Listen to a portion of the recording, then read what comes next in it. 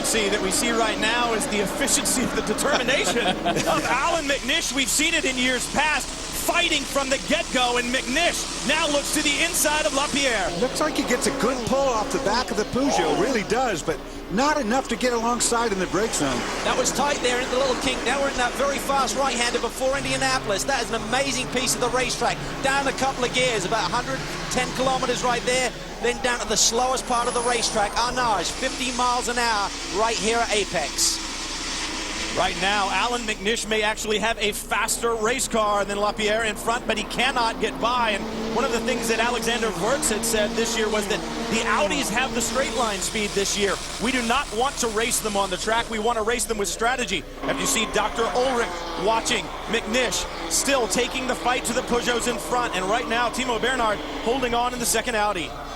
There you see Hugues de Chaunac, who's the master, the man behind the scenes for Orica.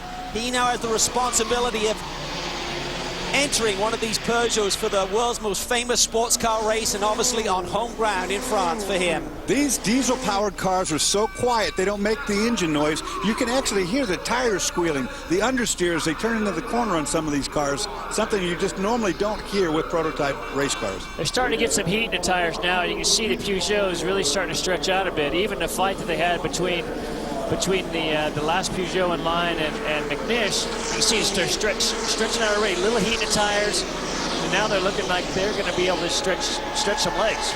They came through those final set of corners, the Ford chicanes. That's where you need mechanical grip. That's where the aerodynamics are not really nailing the car to the blacktop. And it seems like the Peugeots are really strong through there. Audi worked very hard on the aerodynamic package. They didn't have the straight line speed last year to compete with the Peugeots. This year, they've really got the cars trimmed out. How's that going to work if the conditions get tricky here over the next 24 hours? Pedro Lamy out in front in the number 3 Peugeot. The red mirrors on the number 3 as you ride on board the number 2 Peugeot right now. Franck Montagny behind the wheel. Lamy with over a second on that first lap over his teammate Genet. And a problem for the 19, one of our American Le Mans Series competitors. That's Mike Lewis starting the race here today for the Autocon team. But here we see the Peugeots once again going through that first chicane. Lapierre has done a tremendous job here. Remember, he has minimal experience in this race car, currently running 4th. You know what I love about Le Mans, guys? The speed. It's not like American tracks where they try to hold the speed back. You really haul the mail when you go to this place. It's incredible. I mean, when you go down to Mousselon and then when you head down the back straight in Indianapolis, it's incredible how fast you're going. I mean, when you're over 200 miles an hour, it's just a great ride. One of the things that I think Peugeot have really got to keep in check here today are the egos amongst their driving squad. Remember, only 2 of their driving team, Marc Gaudet and Alex Wurz, have wins here. All the rest of the boys are really, really hungry, and one of those guys is Montagny, currently in 3rd, one of the fastest drivers on their squad. We saw the problems for the number 19 of Michael Lewis, one of our American Le Mans Series competitors who made the trip over here. It's great to see them back, but Chris Neville, problems in the early going. What's going on with the 19? Brian, I just chalked in with Autocon, and they said it looks like an apparent gearbox failure. They've had problems all week long trying to get out there, get some track time, get that car up to speed, and now more problems on the first lap of this race. Mike Lewis stuck out there. If he cannot get the car back to pit lane, their race is done. How disappointing an early end potentially for the Autocon team. They ran so well at Long Beach. Tommy Dreese behind the wheel running up in the top 3. But now, the long trip all the way to France, the time, the investment, looks like it may not pay off as you see Michael Lewis stranded on the side of the road. 7 diesel-powered prototypes flash by, 4 Peugeots, 3 Audis, and then we get to the first of the petrol-powered cars, the Aston Martin of Stefan Muka, the 007. So a quick shot there of Olivier Canel, who's the new technical director at Peugeot. He came on board at the end of the 2008 season and with immediate success. And there we see his counterpart at Audi, Dr. Wolfgang Ulrich. But I tell you what, the good news for the Audi boys is, beginning of last year's race, the Peugeots were stretching away at 3 seconds a lap. Today, it looks a little bit closer.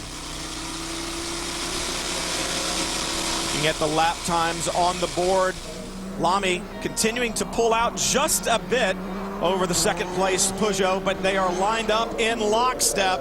And the battle that we've seen early on from Lessarth It will rage for 24 hours. Throw your remote control away. We'll bring it to you all right here on Speed or Speed.com. We'll see you. The battle has raged from the very beginning here at La Sarthe. The 78th running of the 24 Hours of Le Mans, and the strength is in the diesels up front. But in order to win this epic event, you got to have the keys to the race. So let's take a look at the BMW keys to the race. Dorsey, what are your thoughts? Well, I'll tell you, crisis management. You can't run this whole race without something going wrong. The team that's best prepared to fix the problem quickest will win. After qualifying, you know where your car is speed-wise in relation to the competition. You make a game plan. Stick to that game plan to win this race. And I think another key, Dorsey, is keeping the egos in check. We talked about it amongst the Peugeot squad. There's a lot of Formula One Grand Prix stars amongst there who really want to get that first Le Mans win. So we have to keep those egos in check and think about the course of the 24 hours. And then having the juice. Remember, fuel economy is such a key part of running and winning one of these races. That's why the leading cars are running the diesel with their great fuel efficiency. However, will Audi have an lap advantage over the Peugeots in how frequently they have to hit pit lane? Also, for the drivers and the crews, this is a long day. The race doesn't start till 3 in the afternoon. Most of those guys will have been up 9 hours already. You're going to be looking at a 40-hour stint potentially before you hit your bed tomorrow night. I think it's pretty simple.